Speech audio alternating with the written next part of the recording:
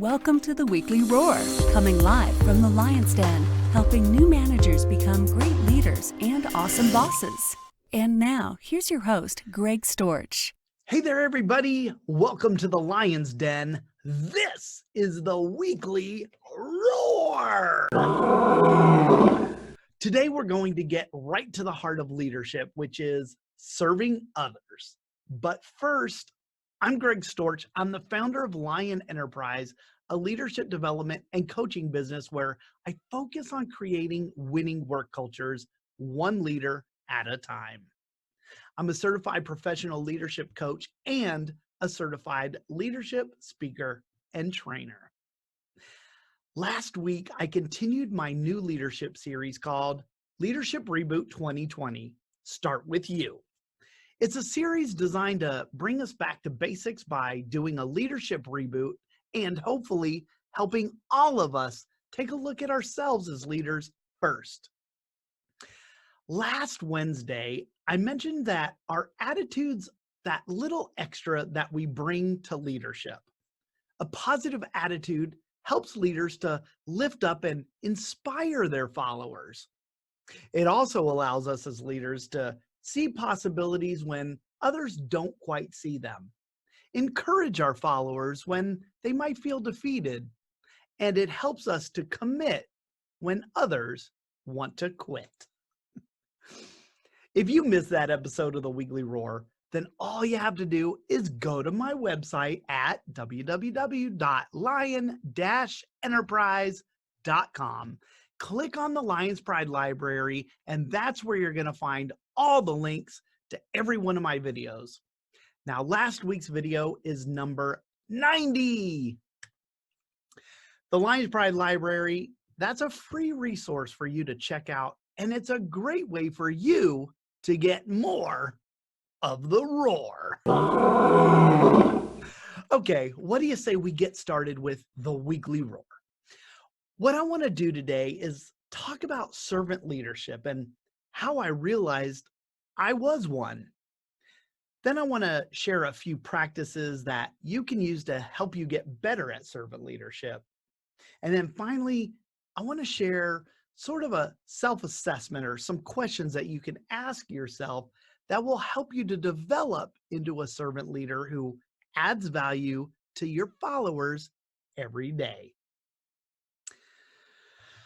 I'm going to be honest with you guys. I had no idea that servant leadership was even a thing.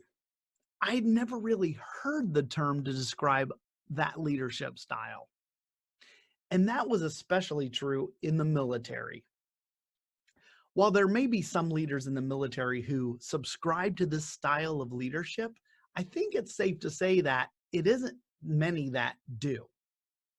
Most of the leadership behaviors that were modeled for me in the military were displayed because of the person's position, or in the case of the military, because of their rank.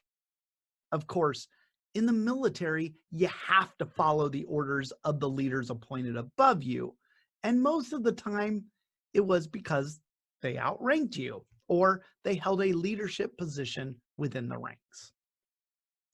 The oath that said when somebody joins the military even says it. Part of the oath of enlistment says, I will obey the orders of the President of the United States and the orders of the officers appointed over me, according to regulations and the Uniform Code of Military Justice. So I grew up really watching people give orders and others following those orders. The mission had to come first, and so the people came second. Being exposed to that for more than 20 years, and you begin to think that that's what leadership is all about. Someone who is in charge, who tells people what to do in order to execute the mission, and then they run around and then they go do it. You end up with a group of robots who don't think for themselves and have to wait for the next set of orders before they can move after accomplishing the previous order given. You could probably see how that would take the humanness out of leadership. As I reflect on my Navy career, I can plainly see that I was a little different. Even though I rose through the ranks faster than others tended to promote, I never really felt comfortable in my leadership roles based solely because I held a certain rank. Getting promoted to a higher rank didn't automatically make me a better leader, and I knew that. I think I realized at an early age that focusing on others would serve me much better than just barking orders at them. Now, of course, I did do that in some instances, and there's a reason why the military is structured that way. We have to be conditioned to follow orders without hesitation because in certain situations, it can be the difference between life and death. But at the end of the day, there are definitely moments when putting others before self can happen. But we're so programmed that servant leadership feels unnatural. There were many times when I displayed the characteristics of a servant leader, but one really stands out to me as one of the truly defining moments.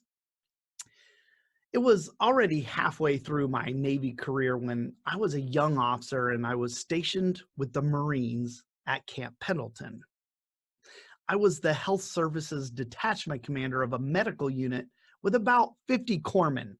Those are medics. I also had some doctors and some dentists within the detachment as well. We were assigned to support a Marine expeditionary unit during exercises in Saudi Arabia.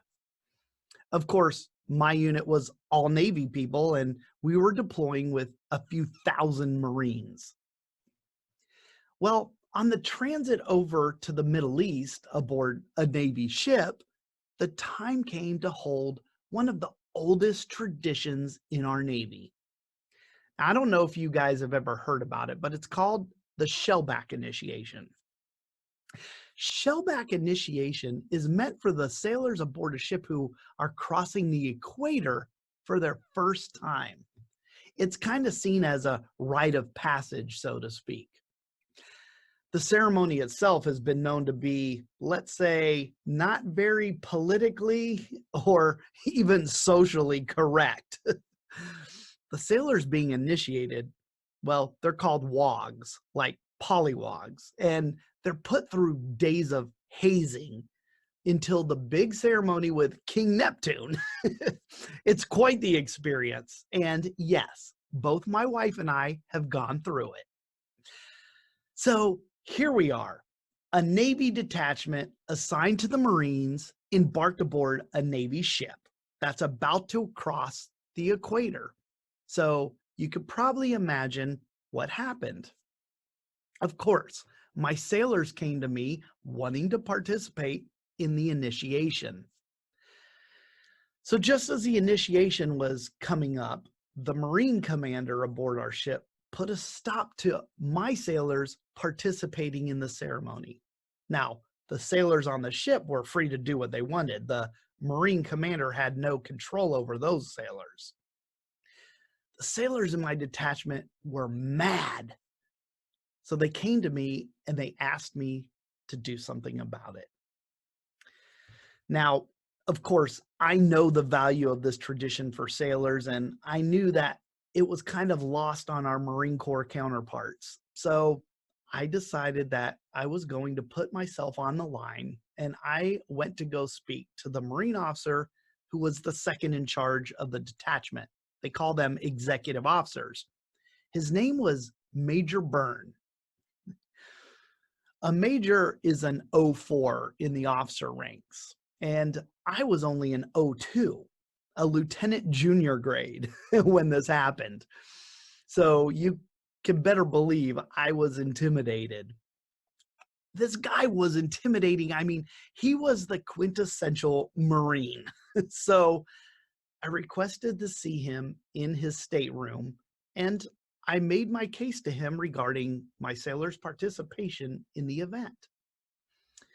He was not happy about it. I his name is Byrne for a reason. I felt the burn during that conversation. But at the end of the day, I was able to get permission to allow those sailors to participate in an age old tradition. So that's one of the times that really stands out to me when I was focused on others before myself. I went right into the lion's den. I knew I was putting myself on the line with the major and that I was going to have to do battle with him to get what I wanted. But I felt strongly about allowing the sailors to participate, so I was willing to do whatever it took to help them do that. I'm naturally what people would say is a people person. I'm at ease around people, so it's easy for me to focus on others. But I will say that this is a style that has taken some time to develop. I wasn't always focused in the right areas. See, one of the other responsibilities I had as a senior enlisted sailor and also as a commissioned officer was the advancement and recognition of the sailors assigned to me. Recommending somebody for promotion, writing their annual fitness reports and evaluations, preparing and submitting packages so they can compete for Sailor of the Quarter and Sailor of the Year, and even writing citations for personal awards and decorations all provided great training for me to be able to put others before myself. But what I think makes a true servant leader is not that they do things out of the requirement of their position, but from the passion in their hearts to truly focus on others before themselves. Not everyone has that internal compass that steers them in that direction naturally, but I believe that I do. By the time I was leading large contracts in Washington, D.C., I was more mature as a servant leader, and it really helped me to excel in that position. You know, it's true what Zig Ziglar says that we can have everything we want in life as long as we're willing to help enough other people get what they want. To me, that is a great way to describe servant leadership. Okay, I mentioned that I wanted to share some practices with you today that will help you to be a better servant leader. So let's go through some of these. The first one is to remember that you are not your position or title. Don't rely on that to get you where you want to go or to help you lead others. Instead, focus on walking the walk and talking the talk. Do what you say you're going to do. Lead by example and put others first. As leaders, our followers aren't here to serve us. We're here to serve them. Okay, the second thing that you need to do is keep the faith. Leaders need to believe in their people and their potential. Caring about your followers is the right thing to do, but there's more to it. When we believe in others and the more we serve them, the more their potential increases. It multiplies, and that benefits everyone involved. Okay, here's another one. Get a different perspective. This is really about being empathetic and trying to see things from the view of others. Put yourself in their shoes. That's why connecting with others is so important to me. It really helps leaders to know the minds and hearts of their followers. When you can do that, it's much easier to be able to serve them. So walk a mile in their shoes. And the last one I want to mention to you is to shift from me to we. This is a big shift for some leaders, but not for a servant leader. Traditional leaders tend to take credit for the success of their teams, but a servant leader knows that the team's success becomes their success. Servant leaders actually find satisfaction and joy from seeing their teams succeed. They understand that one is just too small a number to accomplish anything great. Hey, at the end of the day, here are a few suggestions on where to place your focus if you want to serve and add value to others as a servant leader who can bring positive change to the world. The first thing is suspend judgment. Suspend judgment and listen to your followers with an unbiased ear. Be yourself. Authenticity gains respect and it will win the day, especially when you live a life where your words and actions are the same. Be a community builder. Bring people together. There's a lot of you that tune into the Weekly Roar every week that are big community builders. You've developed groups that are adding value to others on a daily basis. Think in terms of connecting people to other people.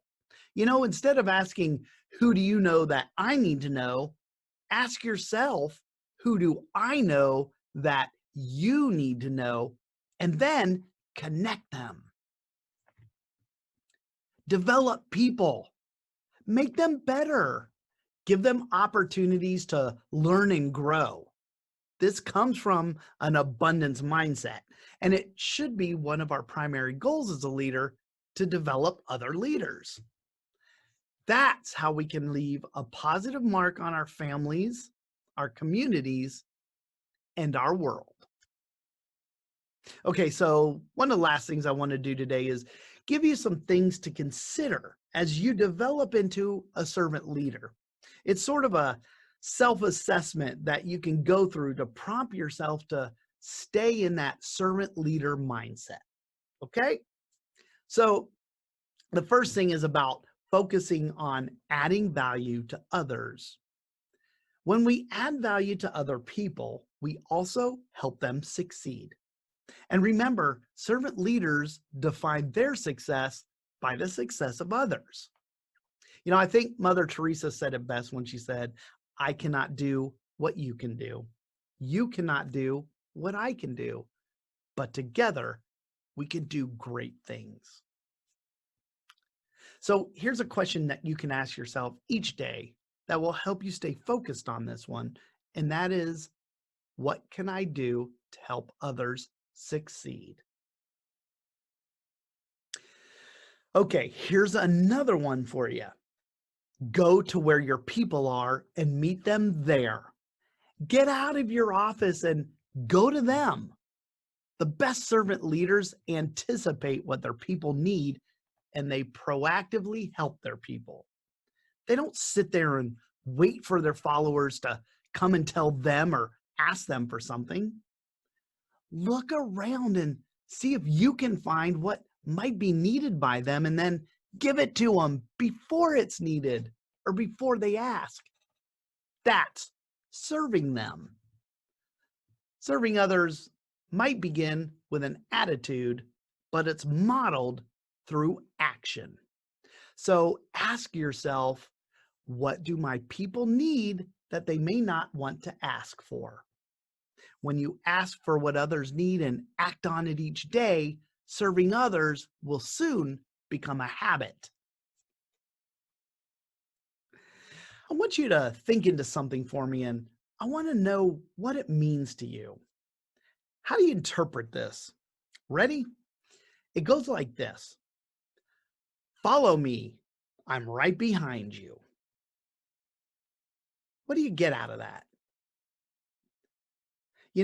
I hear this a lot and I agree with it. And that's, we can't give what we don't have. We can't pour from an empty cup, right?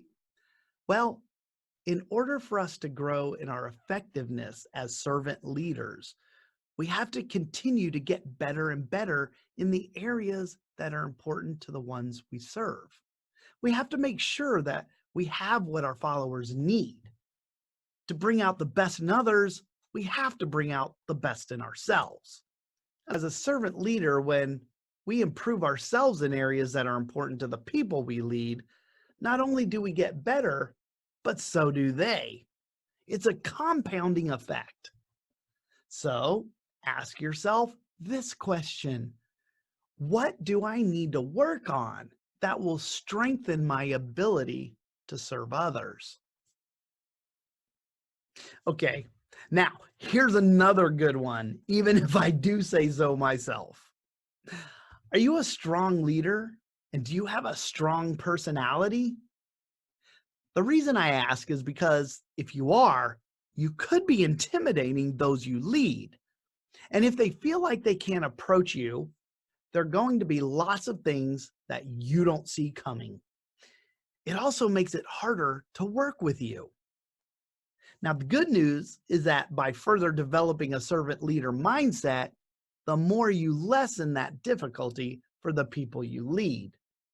But you have to have that awareness. What's it really like for the people you're leading to be led by you?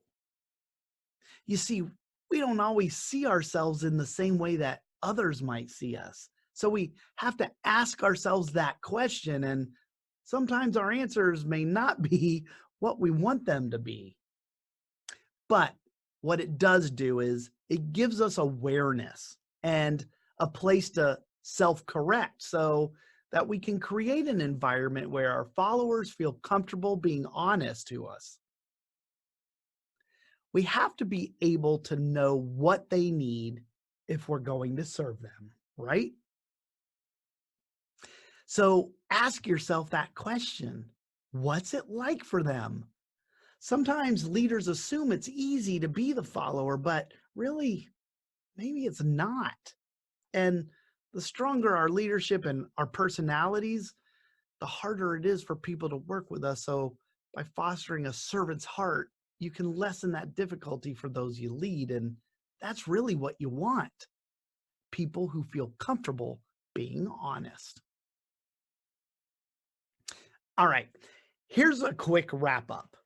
Just two quick things for you. If you want to become a better servant, focus on just two things: developing a servant heart and developing servant hands. We develop ourselves as servants from the inside out. People can sense your motives, whether they're good or bad, helpful or hurtful, building up or breaking down.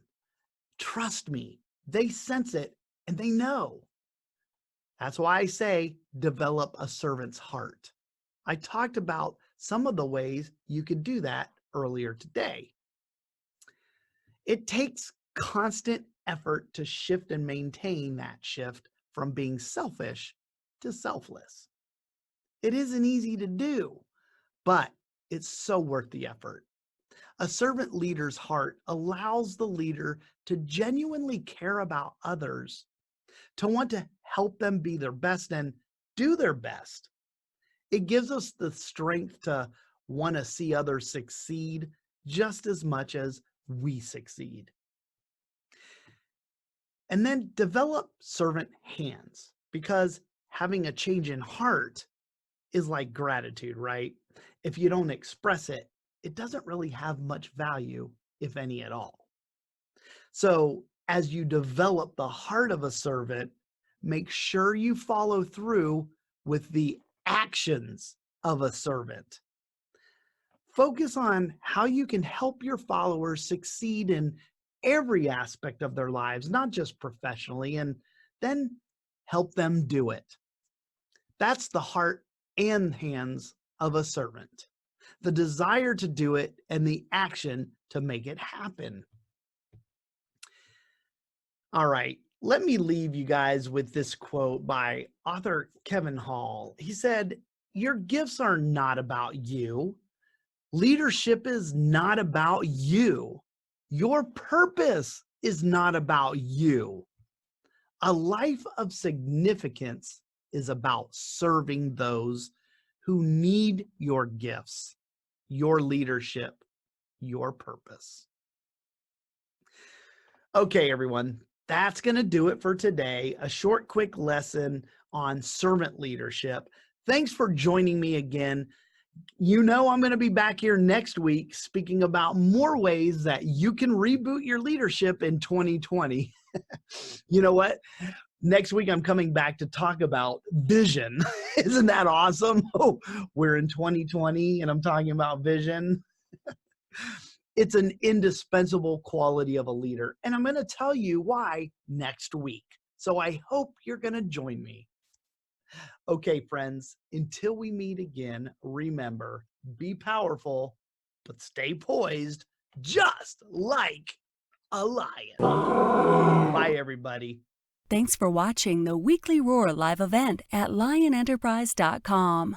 If you enjoyed this video, please tell others to join us each week here in the Lion's Den. Thanks again, and see you next week.